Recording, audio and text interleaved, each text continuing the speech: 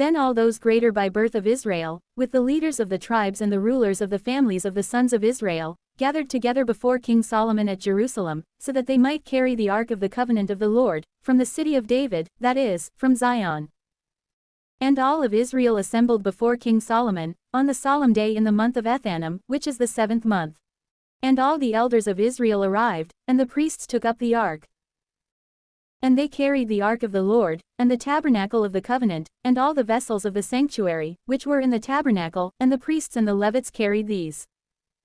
Then King Solomon, and the entire multitude of Israel, who had assembled before him, advanced with him before the ark. And they immolated sheep and oxen, which could not be numbered or estimated. And the priests brought in the ark of the covenant of the Lord to its place, into the oracle of the temple, in the Holy of Holies, under the wings of the cherubim. For indeed, the cherubim extended their wings over the place of the ark, and they protected the ark and its bars from above. And since the bars projected outward, their ends were visible from without, in the sanctuary before the oracle, but they were not visible farther outward. And they have been in that place even to the present day. Now inside the ark, there was nothing other than the 2 tablets of stone, which Moses had placed in it at Horeb, when the Lord formed a covenant with the sons of Israel, when they departed from the land of Egypt. Then it happened that, when the priests had exited from the sanctuary, a cloud filled the house of the Lord. And the priests were unable to stand and minister, because of the cloud. For the glory of the Lord had filled the house of the Lord. Then Solomon said, "The Lord has said that he would dwell in a cloud." Building, I have built a house as your dwelling place, your most firm throne forever. And the king turned his face, and he blessed the entire assembly of Israel. For the entire assembly of Israel was standing.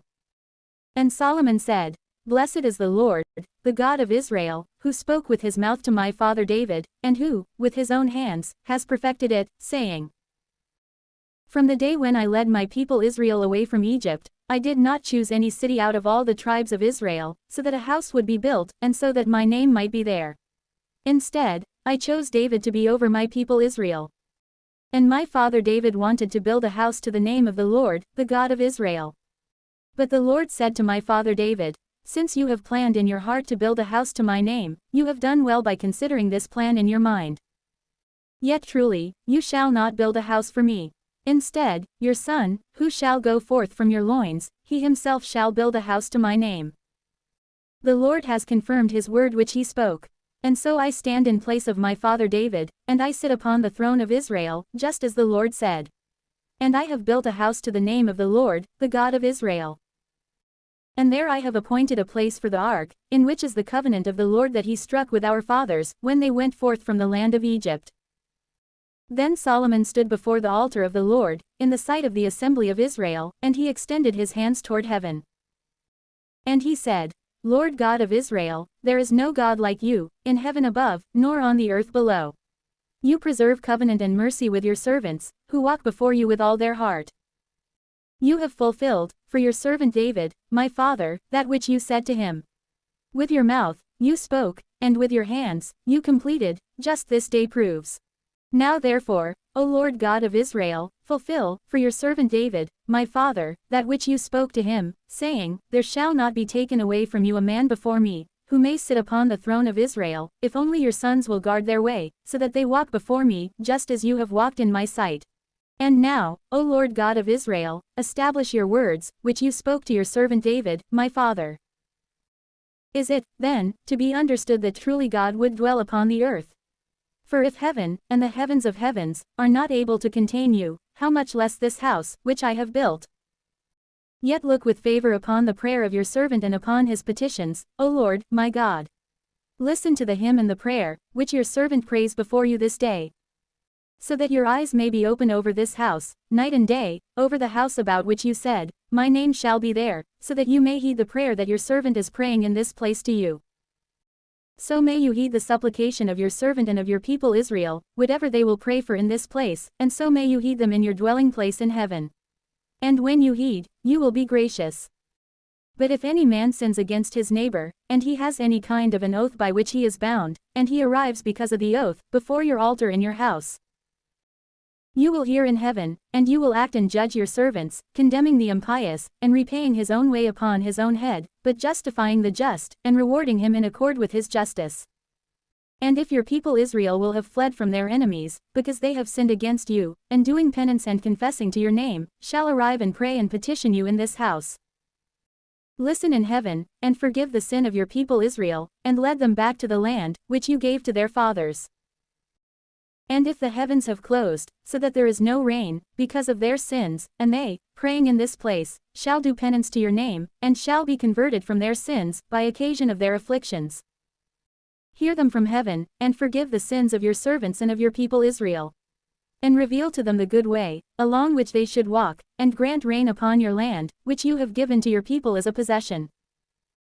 Then, if famine rises over the land, or pestilence, or corrupt air, or blight, or locust, or mildew, or if their enemy afflicts them, besieging the gates, or any harm or infirmity, or whatever curse or divine intervention may happen to any man among your people Israel, if anyone understands, having been wounded in his heart, and if he will have extended his hands in this house, you will hear in heaven, in your dwelling place, and you will forgive.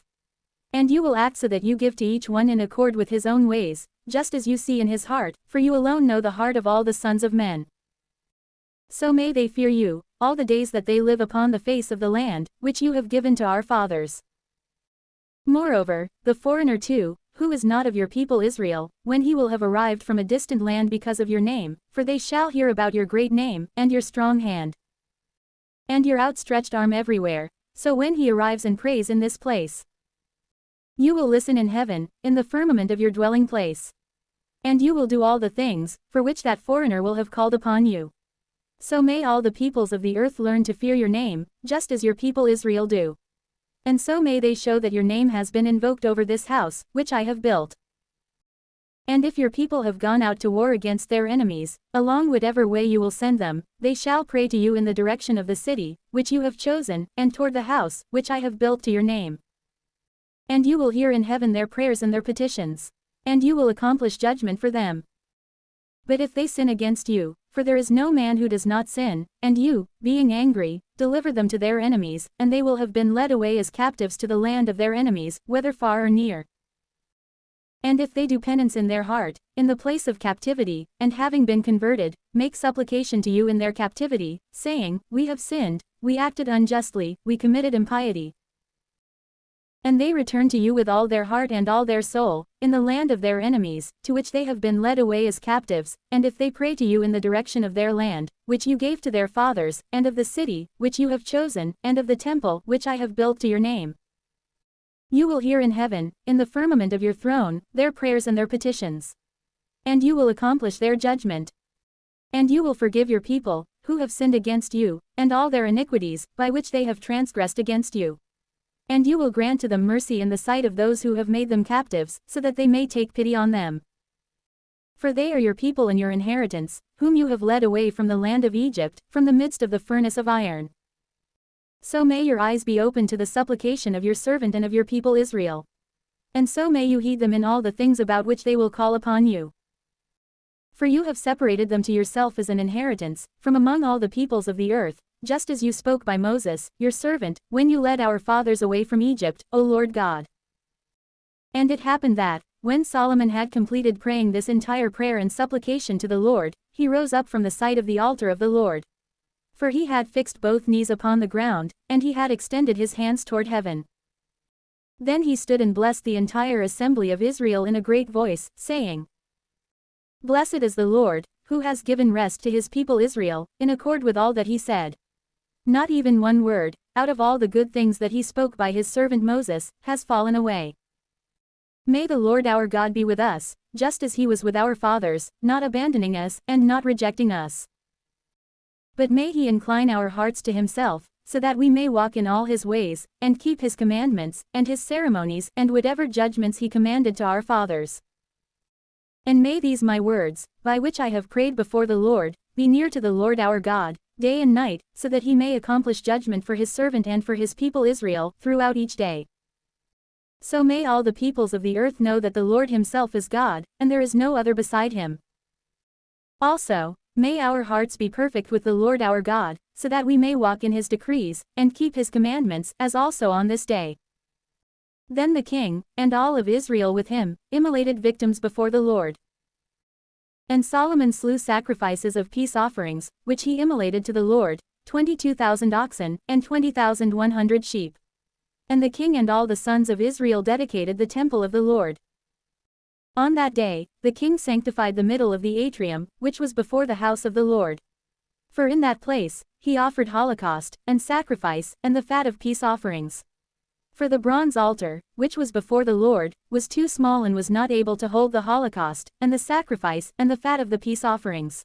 Then Solomon made, at that time, a celebratory festival, and all of Israel with him, a great multitude, from the entrance of Hamath to the river of Egypt, in the sight of the Lord our God, for 7 days plus 7 days, that is, 14 days.